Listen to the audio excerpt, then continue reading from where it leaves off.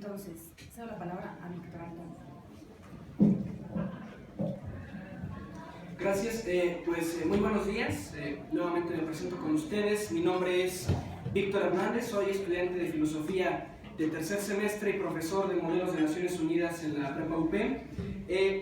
Bueno, en primer lugar agradecerles por su tiempo, que hayan hecho un espacio en la agenda para venir hoy al Foro Universitas, y la verdad es que el clima intelectual para hablar sobre ecología no podría ser mejor, dado que, como ustedes saben, a partir del viernes se abre el plazo de firmas para el Acuerdo de París, que es el documento fruto de los trabajos de la COP21 que se reunió en diciembre pasado, y bueno, este es el primer acuerdo jurídicamente vinculante en el que la comunidad internacional se compromete a mantener el incremento de la temperatura global por debajo de los 1.5 grados centígrados con respecto de la era preindustrial. En este tenor vengo a presentarles un ensayo titulado Seguridad humana para la seguridad ambiental. Voy a introducir ambos conceptos a lo largo de la ponencia, y bueno, en general es una propuesta para modificar las agendas de seguridad internacional y de seguridad nacional a lo largo del mundo, y sobre todo para el caso mexicano, para cambiar la postura de seguridad nacional con respecto del cambio climático. Bueno, para empezar esta ponencia debemos partir de una premisa fundamental, y es que el cambio climático representa de suyo una amenaza a la seguridad internacional. En general, en los estudios de seguridad hay como tres niveles para medir el peligro que representa una situación.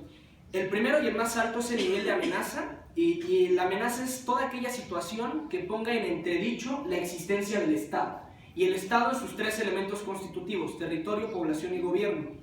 El segundo nivel es el riesgo, que es una situación problemática que debe ser atendida, pero que no pone en entredicho la existencia del Estado.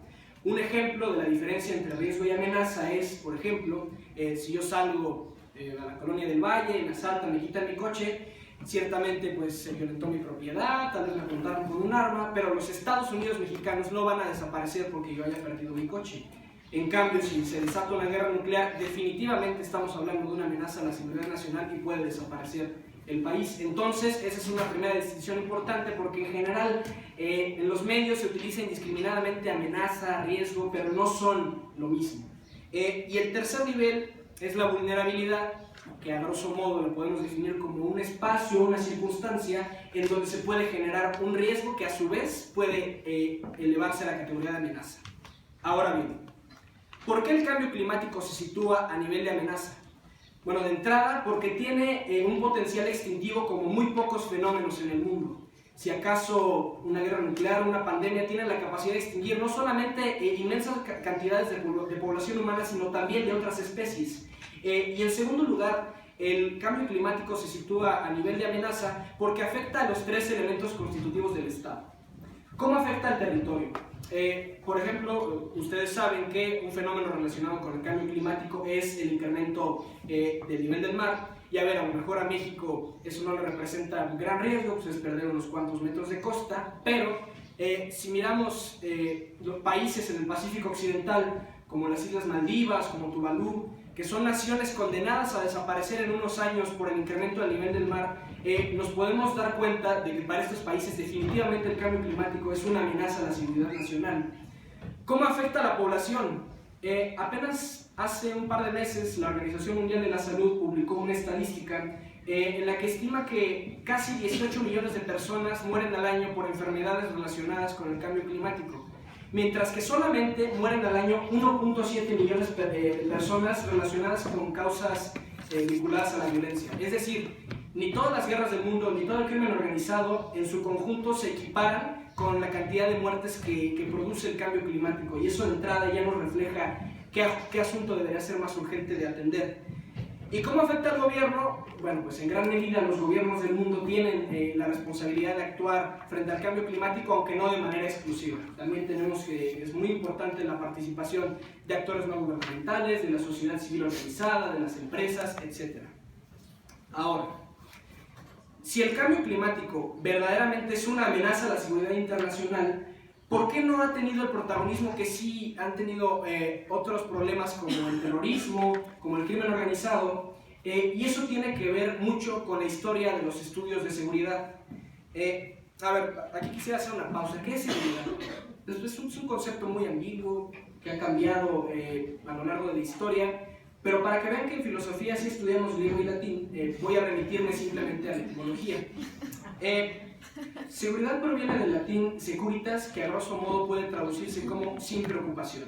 Entonces podemos pensar en la seguridad como el estado sin preocupaciones, un estadio sin peligros, o cuando hablamos de labores de seguridad como las acciones que tomamos para alcanzar este estado sin preocupaciones. Simplemente me quedo en esta parte etimológica para no entrar a la discusión que es muy interesante sobre qué hay que entender por seguridad. Ahora, el hombre siempre se ha dedicado a labores de seguridad. Levantar un muro, prepararse para el invierno, espiar al grupo contrario. Pero la seguridad no se convirtió en un objeto de estudio propiamente académico en las universidades hasta mediados del siglo XX, con la llegada de la Segunda Guerra Mundial y de la Guerra Fría. Y en este tenor, todas las teorías de seguridad del siglo XX tenían un enfoque estatocéntrico, es decir, centrado en el Estado. La mayor amenaza de un Estado era otro Estado. Todos los riesgos, amenazas, vulnerabilidades se analizaban desde la perspectiva de qué le podía hacer un Estado a otro. Y esto tiene sentido en la dinámica del conflicto bipolar entre la Unión Soviética y los Estados Unidos. Pero en la década de los 90, con la desaparición de la Unión Soviética, quedó un gran hueco. Ya no estaba el gran gigante del comunismo como enemigo del mundo. Ya no había por qué estar gastando una millonada en la carrera armamentística. Entonces surgió la pregunta, bueno, ¿ahora quién es el enemigo del mundo? La respuesta la dio en 1994 el Programa de Naciones Unidas para el Desarrollo en su tradicional informe anual sobre desarrollo humano, y la respuesta fue el concepto de seguridad humana. A ver, la seguridad humana es un nuevo enfoque para las políticas y para los estudios de seguridad. De entrada se diferencia de la concepción de seguridad tradicional, porque pasa de tener un enfoque estatocéntrico a un enfoque antropocéntrico, es decir, centrado en el hombre. De los tres elementos constitutivos del Estado se centra en el más importante, en la población. Y no se centra en la población como una masa informe, sino se preocupa por el individuo concreto, por la persona. Y en ese sentido, toda aquella situación que ponga en peligro este estado sin preocupaciones de la persona debe ser considerado una amenaza a la seguridad. La definición de seguridad humana que obtuve del libro en el que me basé, que se llama La seguridad por otros medios, sostiene que toda aquella situación que ponga en peligro el bienestar o la integridad de una persona debe ser considerada una amenaza a la seguridad. Y ahora, la segunda gran innovación que tiene el concepto de seguridad humana es que establece la vinculación entre seguridad y desarrollo. Voltemos a ver a partes del mundo con un desarrollo muy pobre. Somalia, Haití, pongan el nombre del país que quieran. Y además del pobre desarrollo que vemos en estas regiones, también vemos siempre de la mano toda una serie de problemas de seguridad. Problemas de violencia, de crimen organizado, inestabilidad política. Y a ver, parecería una obviedad, pero la comunidad internacional estaba cegada por esta dinámica entre Estados Unidos y la Unión Soviética.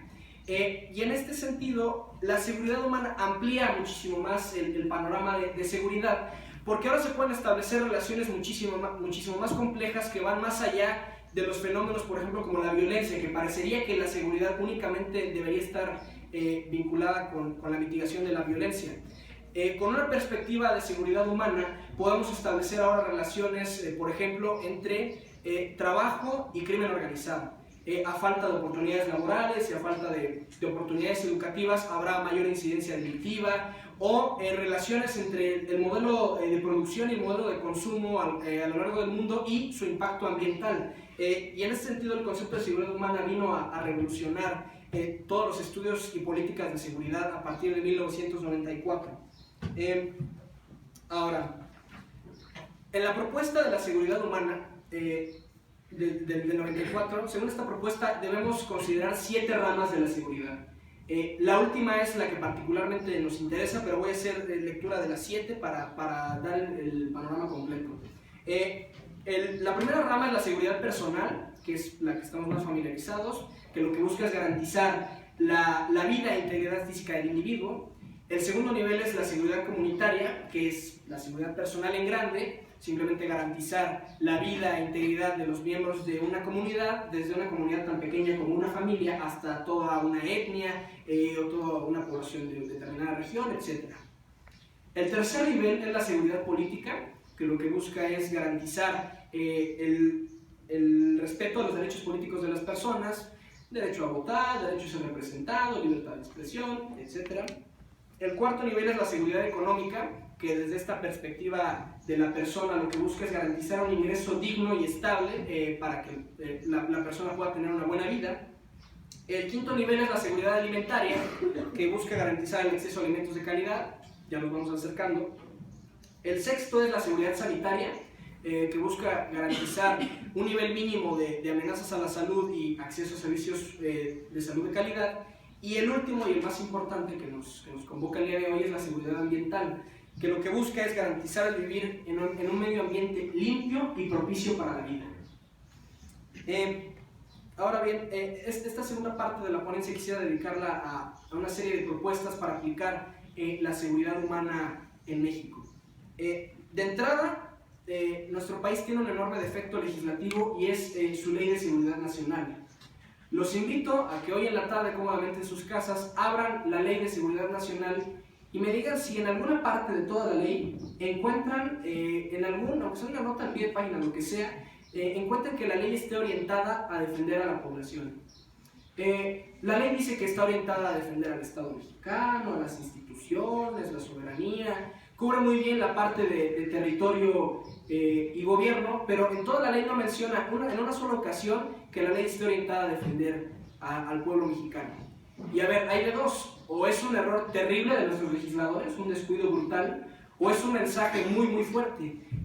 A ver, ciertamente la población en algunos casos puede ser un peligro para el Estado, esa es la dinámica propia de una revolución, pero no siempre y en todos los casos, y es muy peligroso que una ley tan delicada como la Ley de Seguridad Nacional no contemple en ninguna de sus páginas el defender a la población mexicana como uno de sus objetivos fundamentales.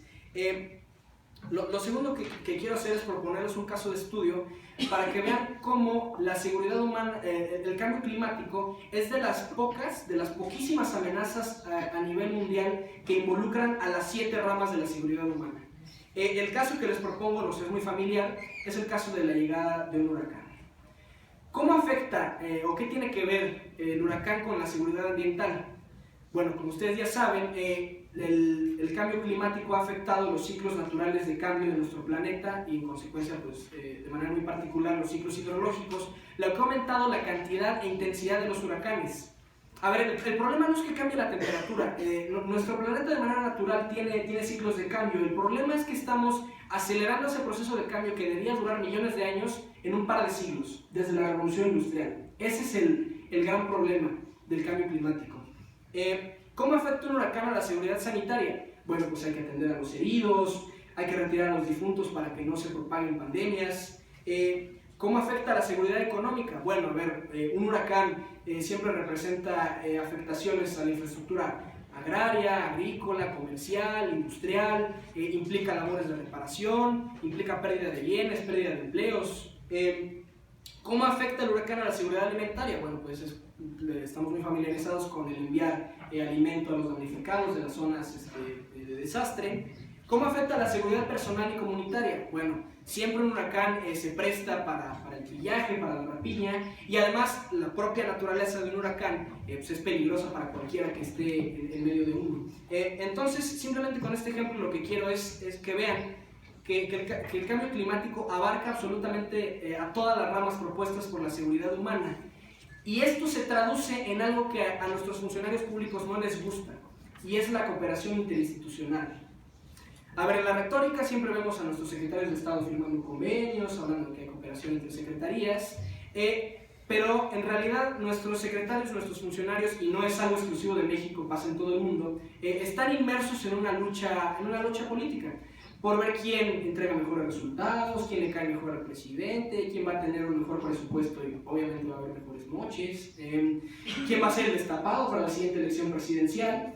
Y el